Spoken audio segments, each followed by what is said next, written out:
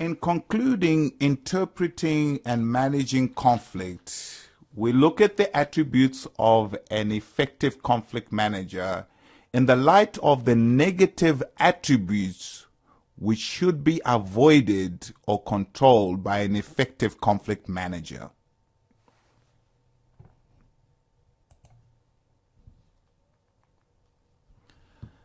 The first aspect in this regards, we look at dealing with issues.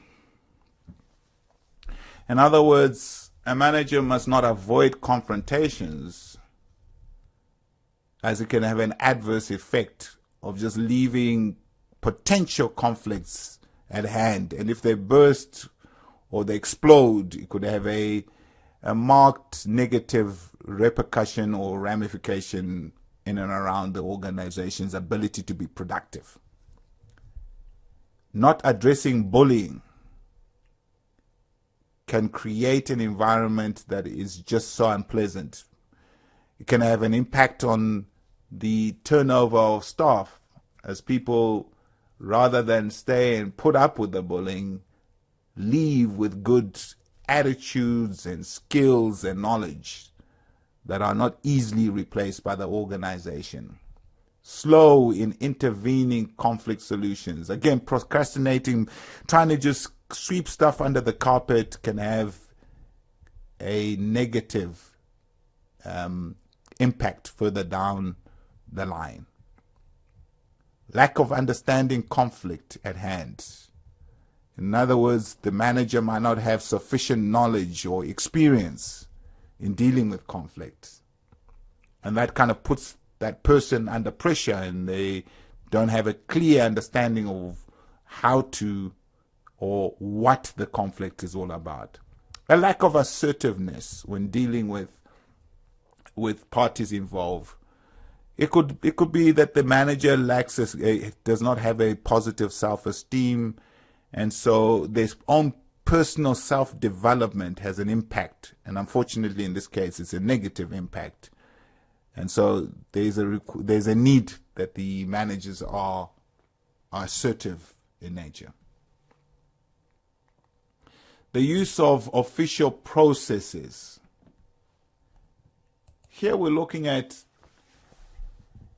if the manager does not understand how to effectively effect the official processes. So in other words, it could result in a premature outcome in making a complaint official before making the resolution locally. So in other words, they kind of jump the gun in making the complaint official without actually kind of just digging into or going a bit below the surface to actually see, is it latent, is it something that's emerging, or is it something that has a potential to explode. And so there is a bit of an experience of going ahead of issues. Making a complaint official against the complainant's wish. In other words, enforcing something against somebody's wish, so there's no consensus in terms of that. And that creates an unpleasant environment between the manager and the person who'd like to bring a complaint, who might want to withdraw it at the end of the day. Not following correct procedures, that's just a lack of understanding, or a situation where there's no reference to the process and standard operating procedures. The issue of red tape used in discouraging employees to make their complaints. So we make it very difficult for employees to come forward and actually air their views or bring the complaint into the light.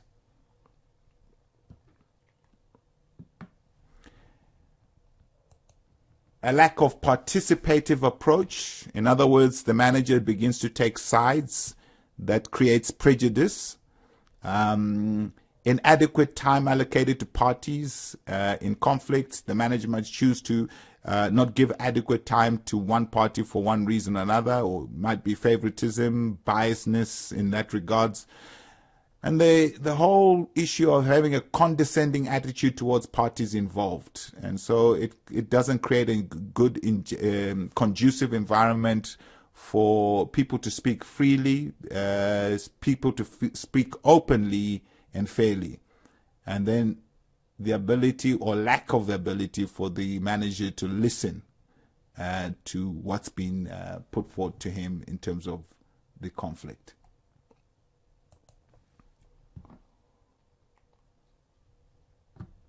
Not acting as a role model.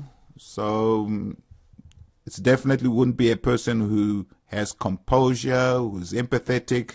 So this character would likely to lose his or her temper, the lack of composure, deliberately creating conflict within the team and even the parties that are involved in conflict, engaging in conflict with other managers, engaging in conflict with other employees. So they lose their positioning of being neutral and being approachable, so that they're in a better standing when it comes to conflict resolution, management, and influencing the right outcomes.